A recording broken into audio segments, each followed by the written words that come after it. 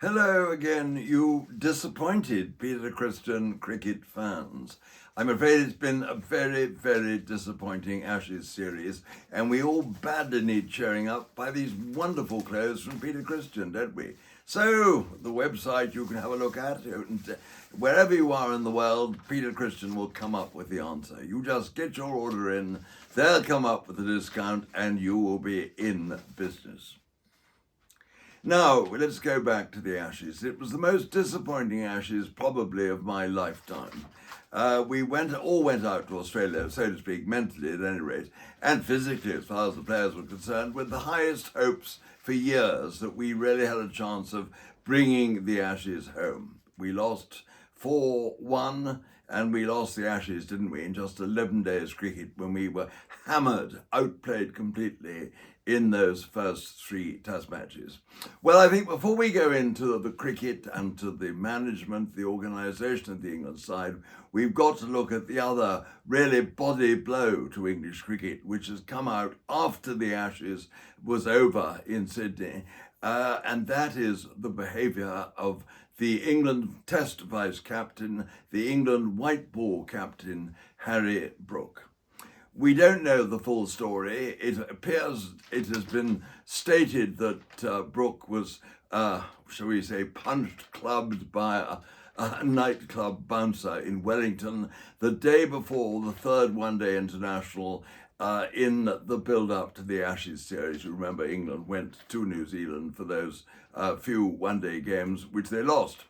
Well, there was an altercation, and I imagine alcohol played a part.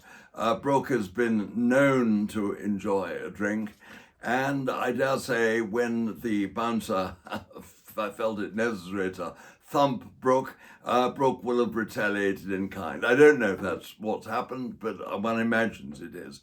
And in any case, the ECB, the England and Wales Cricket Board, then fined him the maximum amount under the terms of his contract. That was £30,000. Now, if they are going to fine their captain, then £30,000, obviously it was a pretty severe pattern of misbehaviour that he got up to. Goodness knows what happened, but I think that tells you it was not something that we can be particularly proud of, to say the very least. What happens to Brook now? Well, I mean, I don't think really someone who is attempted to do this in a situation, his first tour as the white ball captain, I really think we've got to look elsewhere for a captain, temporarily at any rate. Brook may come back to it. There is, in fact, an extraordinary sort of parallel to this story, because you may remember that in 2017, Ben Stokes had an altercation in a nightclub, the Embargo nightclub in Bristol, and he was, roundly condemned, should I say, on that one. I believe rather unfairly, because I hear, and I think on pretty good authority, that Stokes actually was coming to the aid of 2 men who were being not very well treated in that nightclub situation at the time, and that Stokes was very much standing up for them and really got no credit for his pains and was roundly condemned.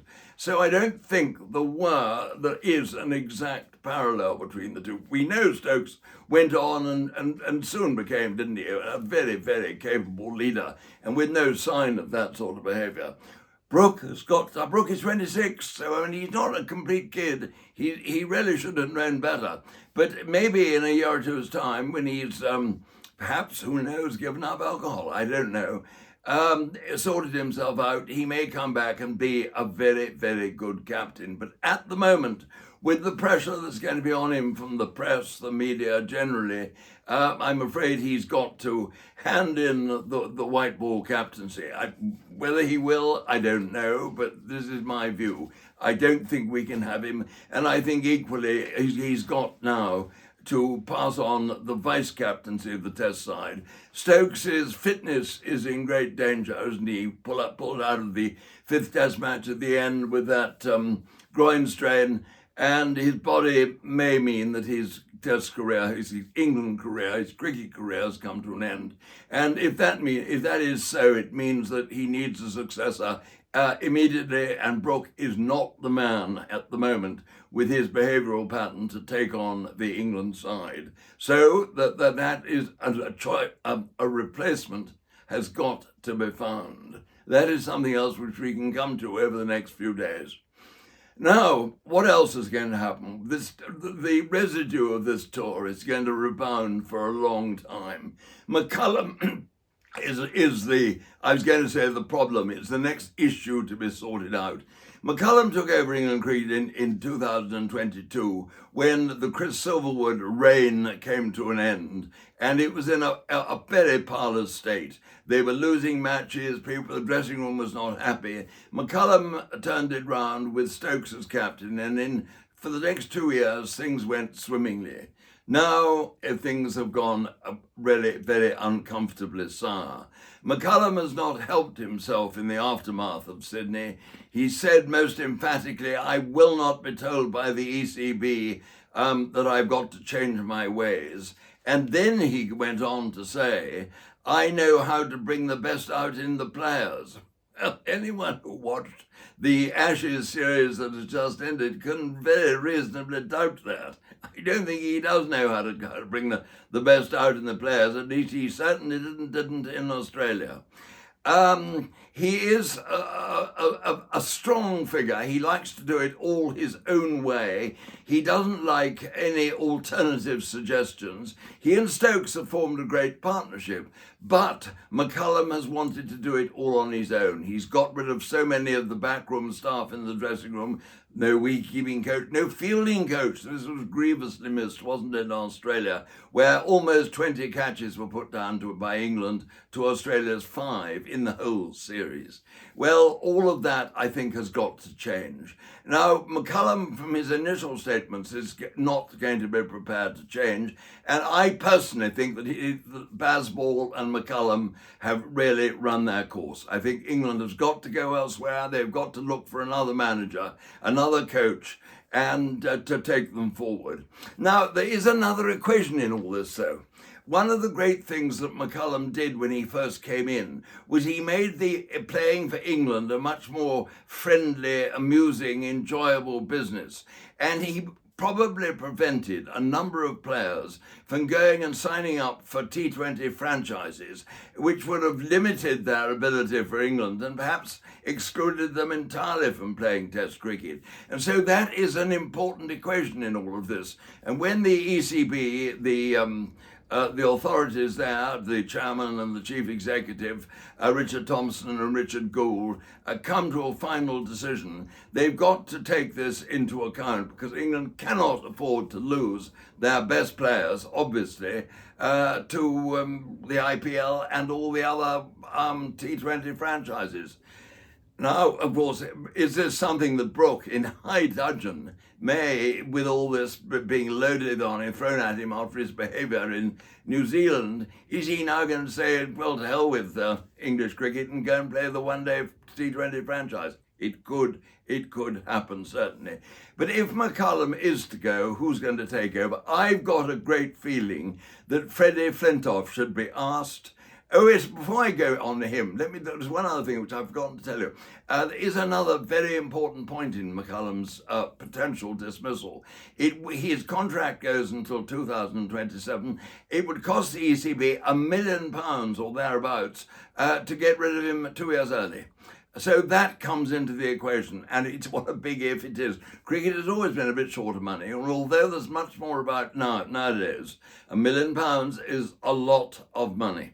Anyway, that's just another point. Now going to alternative, Freddie Flintoff. I think Freddie Flintoff, after that ghastly accident he had, and in filming Top Gear, I think he's become a wonderfully grounded human being. He loves cricket. He's been very anxious to get back into it, and I think he would run the England dressing room amazingly well in a calm, a friendly. He's my nap selection, but whether he would do it, whether he would be prepared to do it, I don't know. The other alternative, perhaps, is Alistair Cook. Alistair Cook, we've been watching him or listening to him on television. He's a hard man, but he's very much a human being. I know Alistair a little bit. In fact, more than just a little bit. And he is a charming man, but he is a man of fixed ideas. Or he knows how he worked out his own game, how cricket should be played. He went through the experience. He won the Ashes series in England. He then captained an Ashes series in Australia where they lost 5-0. He's been into it always, top and bottom. He might be the man. I don't know, but he's certainly worth considering, and I do believe he wants to get back into the England dressing room. But people have been suggesting he might be a very good number 2 to McCullum. I don't think McCullum wants good number 2s. I think he wants to do it all himself. Anyway, there's a lot of food for thought, and I shall be with you over the next few days with more thoughts on these particular problems. Anyway, let's go back to Peter Christian. With all these problems, as I said to you at the start, Peter Christian's colourful clothes are even more important to cheer us all up. So there you are. Have a look at the website, get in your order, and Peter Christian will do the rest.